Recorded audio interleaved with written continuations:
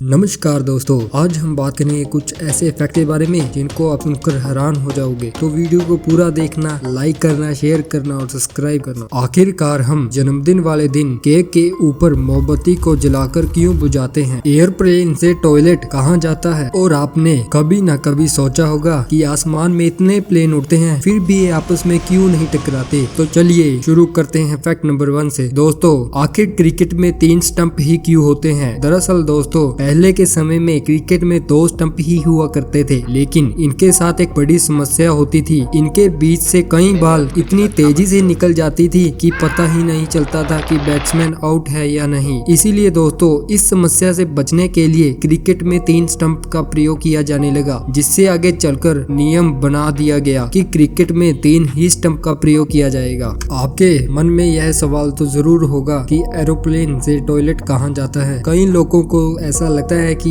Plane से भी train की तरह नीचे ही टॉयलेट गिरता है, लेकिन ऐसा कुछ भी नहीं होता। प्लेन में टॉयलेट के लिए अलग से जगह होती है जो कि 1000 गैलन की होती है और एक आदमी को इसे भरने में 40 साल लग जाएंगे, लेकिन प्लेन के नीचे आते ही यह साफ होती है और हफ्ते में 2 बार इसे पानी से अच्छी तरह धोया जाता है। पानी की बोतल पर एक्सपायरी डेट क्यों लिखा होता है? आप लोगों ने जब पानी की बोतल खरीदे होंगे तो आप लोगों ने गौर किया होगा कि बोतल पर मूल्य के साथ एक्सपायरी डेट का भी स्टिकर लगा होता है। तो आप लोग भी विचार करने लग जाते होंगे कि पानी तो खराब होता ही नहीं, तो इस पानी की बोतल पर एक्सपायरी डेट क्यों लिखी होती है? दरअसल जो आप पानी की बोतल पर एक्सपायरी स्टिकर देखते हैं वह पानी का नहीं बल्कि उस बोतल की एक्सपायरी डेट होती है। दरअसल बोतल जिस प्लास्टिक का बना होता है वह मानव शरीर के लिए बहुत खतरनाक होता है, क्योंकि इसमें बायोफिनाइल ए नामक एक केमिकल होता है जिसके कारण महिलाओं को ब्रेस्ट कैंसर होने का खतरा बढ़ सकता है। इसी कारण के वजह से प्लास्टिक की बोतल पर एक्सपायरी डेट लिखा होता है। एयरप्लेन में फ्लाइट मोड क्यों ऑन करना पड़ता है? दोस्तों, आपने सुना होगा हवाई यात्रा के दौरान मोबाइल फोन को बंद करने या फ्लाइट मोड में रखने का निर्देश दिया जाता है, लेकिन आखिर ऐसा क्यों किया जाता है? क्या आप जानते हैं? दरअसल दोस्तों, आपके फोन को फ्लाइट मोड पर इसीलिए करवाया जाता है क्योंकि आपका यह मोबाइल पूरे फ्लाइट के ऑपरेशन को ब्लॉक कर सकता है, क्योंकि जब आप आपके मोबाइल को फ्लाइट मोड पर रखते हैं तो आपके फोन की सारी डाटा सर्विस जैसे कि वाईफाई, जीएसएम, ब्लूटूथ सब डिसेबल हो जाता है। लेकिन यदि आपका मोबाइल फ्लाइट मोड पर नहीं रखा गया तो signal flight sensitive electronics devices के सिग्नल को ब्लॉक कर सकती है।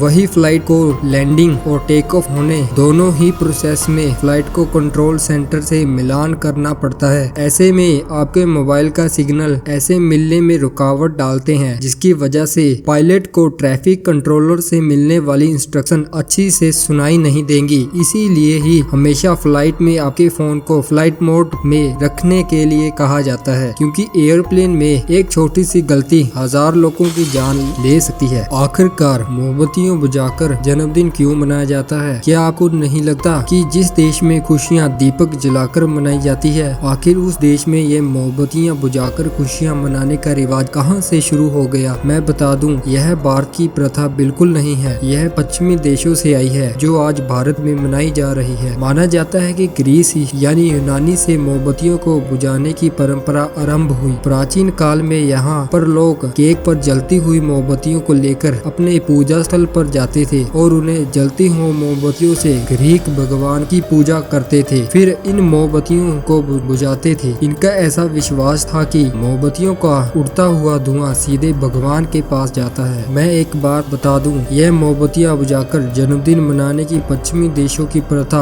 आपको बीमार भी कर सकती है। कैलमेंसन यूनिवर्सिटी द्वारा एक शोध किया गया, जब हम मोमबत्ती बुझाते हैं तो मुंह के बैक्टीरिया केक में चले जाते हैं, वही जब आप किसी को केक खाने के लिए देते हैं तो लोग केक कम बैक्टीरिया ज्यादा खाते हैं। रिसर्च बताती है कि जन्मदिन के मौके हम मोमबत्तियां लगाना और उन्हें बुझाना सेहत के लिए घातक हो सकता है। सनातन देश कहे जाने वाले भारत में मोमबत्तियां जलाना तो शुभ है, किंतु उन्हें जलाकर स्वयं ही बुझा देना अशुभ माना जाता है। यहाँ मोमबत्तियों से भी अधिक अहमियत दिए को दी जाती है। लास्ट फैक्ट में हम बात करेंगे प्लेन आपस में क्यों नहीं टकराते। आपने कभी न कभी सोचा होगा कि आसमान में इतने प्लेन उड़ते हैं फिर भी यह आपस में क्यों नहीं टकराते। दरअसल इसके पीछे का कारण यह है कि प्लेन के अंदर कंट्रोल रूम बनाए जाते हैं। उन्हें बताया जाता है कि यदि उनके आसपास और कोई प्लेन उड़ रहा है तो उनको अलग अलग ऊंचाई पे प्लेन उड़ाने को कहा जाता है। यदि पहला प्लेन 28,000 फीट उड़ रहा है तो दूसरे प्लेन को 25,000 फीट पर उड़ना चाहिए। इस कारण प्लेन आपस में नहीं टकराते। अगर तब भी प्लेन आपस में टकराए तो वह इंसिडेंट को एक्ट ऑफ गॉड भी कहा जा सकता है।